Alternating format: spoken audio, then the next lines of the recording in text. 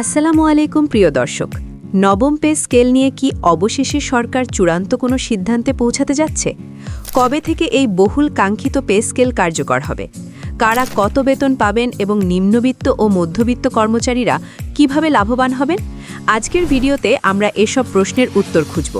তবে ভিডিওর একদম শেষে আমি এমন কিছু গোপন ও গুরুত্বপূর্ণ তথ্য শেয়ার করব যা আপনি এর আগে কখনোই শোনেন নাই এবং যা আপনার পুরো ভাবনাই বদলে দেবে। তাই ভিডিওটি এক সেকেন্ডও না টেনে শেষ পর্যন্ত দেখুন। বর্তমানে দেশের অর্থনৈতিক পরিস্থিতি এবং দ্রব্যমূল্যের লাগামহীন ঊর্ধ্বগতির কারণে সরকারি কর্মকর্তাদের জীবনযাত্রার মান বজায় রাখা কঠিন হয়ে পড়েছে। 2015 সালে অষ্টম পে স্কেল ঘোষণার পর দীর্ঘ সময় পেরিয়ে গেছে।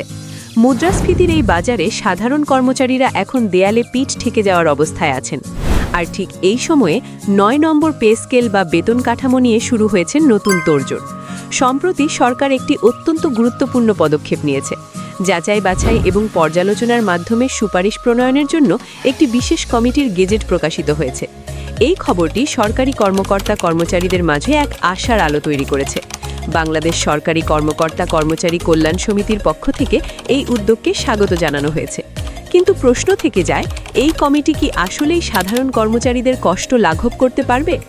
কমিটি গঠনের পর কর্মচারীদের পক্ষ থেকে একটি জোরালো দাবি উঠেছে, আর তা হল আগামী নির্বাচনের আগেই যেন এই পে স্কেলের গেজেট জারি করা হয়। কেন এই তড়িঘড়ি? কারণটা বেশ সহজ। নির্বাচিত সরকার বা অন্তর্বর্তীকালীন সরকার, পরিস্থিতি যাই হোক না কেন, প্রশাসনিক জটিলতায় যাতে এই প্রক্রিয়া থমকে না যায়। আমরা জানি সরকার চাইলে 24 ঘন্টার মধ্যে গেজেট প্রণয়ন করার ক্ষমতা রাখে, আর বর্তমান প্রধান উপদেষ্টার কাছে কর্মচারীদের এই আকুল আবেদন এখন তুঙ্গে। আপনারা জানেন, গত 6 ফেব্রুয়ারি হাজার হাজার সরকারি কর্মচারী তাদের অধিকার আদায়ের লক্ষ্যে একটি বিশাল মিছিল নিয়ে প্রধান উপদেষ্টার বাসভবনের অভিমুখে রওনা হয়েছিলেন। তাদের দাবি ছিল একটাই, জীবন বাঁচানোর মতো পর্যাপ্ত বেতন। কিন্তু দুঃখজনকভাবে সেই শান্তিপূর্ণ কর্মসূচিতে পুলিশি বাধার সৃষ্টি হয়। টিয়ার শেল, রাবার বুলেট এবং জলকামান ব্যবহার করে সেই আন্দোলনকে ছত্রভঙ্গ করার চেষ্টা করা হয়। এতে অনেক সাধারণ কর্মচারী আহত হন। বিশেষ করে রেলওয়ের একজন নিম্ন পদের কর্মচারী সেকান্দার আলীর কথা না বললেই নয়। পঞ্চগড় জেলার এই ওয়াম্যান তার পা হারিয়ে আজ হাসপাতালে কাতরাচ্ছেন। এই যে সাধারণ মানুষের রক্ত এবং চোখের পানি, এটা কি শুধু একটু সম্মানের সাথে বেঁচে থাকার দাবির জন্য নয়? প্রধান উপদেষ্টা মহোদয় একজন শান্তিতে নোবেলজয়ী ব্যক্তিত্ব। তার দেশে কর্মচারীরা পেটের দায়ে রাস্তায় নামবে এবং আঘাত পাবে, এটা বিশ্ববাসীর কাছে একটি ভুল বার্তা দেয়। তাই আমরা আশা করছি তিনি দ্রুত এই সমস্যার সমাধান করবেন। নবম পে স্কেল কার্যকর হলে কারা লাভবান হবেন? হিসেব বলছে নিম্ন গ্রেডের কর্মচারীদের অর্থাৎ 11 থেকে 20 গ্রেডের কর্মচারীদের বেতনে আমূল পরিবর্তন আসতে পারে। বর্তমান বেতন কাঠামোতে যে বিশাল বৈষম্য রয়েছে তা নিরসনের দাবি এখন সার্বজনীন। বেতন বৃদ্ধির পাশাপাশি চিকিৎসা ভাতা, বাড়ি ভাড়া এবং যাতায়াত ভাতা বাড়ানোর যে সুপারিশগুলো আসছে, সেগুলো বাস্তবায়ন হলে মধ্যবিত্ত কর্মচারীদের সঞ্চয়ের পথ সুগম হবে। অনেকেই প্রশ্ন করছেন, বেতন কত বাড়তে পারে? বিভিন্ন সূত্র বলছে বর্তমান মূল বেতনের চেয়ে অন্তত 40 থেকে 50% বৃদ্ধির দাবি জানানো হচ্ছে। যদি এই দাবি পূরণ হয়, তবে একজন সাধারণ কর্মচারীর জীবনযাত্রায় আসবে বিশাল স্বস্তি। বিশেষ করে পেনশনভোগী এবং বয়স্ক অবসরপ্রাপ্ত কর্মচারীদের জন্য এটি হবে এক বড় পাওয়া। কিন্তু এই লড়াইয়ে নেতৃত্বের সংকট নিয়ে একটি বড় প্রশ্ন দেখা দিয়েছে। অনেক পুরনো সংগঠন ও তাদের নেতারা আজ কর্মচারীদের কাছে দালাল হিসেবে পরিচিতি পাচ্ছেন।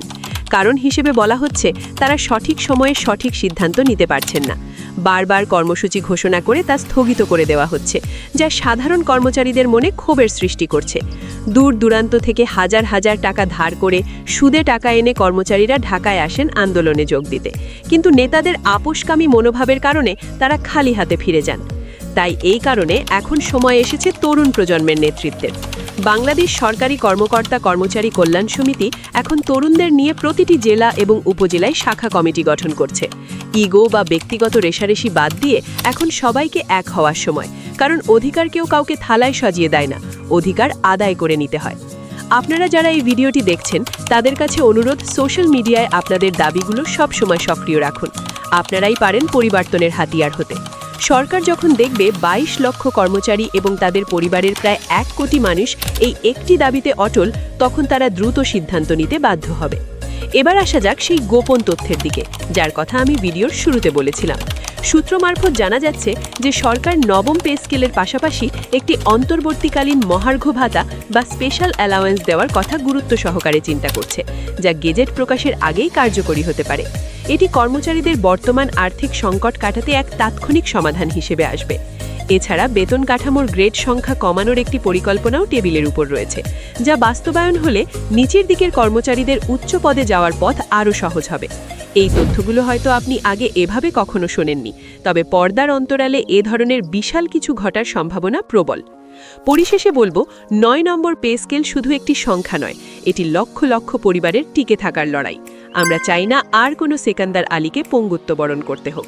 আমরা চাই একটি সুন্দর, বৈষম্যহীন এবং সমৃদ্ধ বেতন কাঠামো।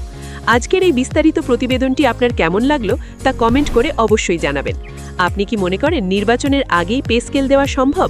আপনার মতামত আমাদের জানান।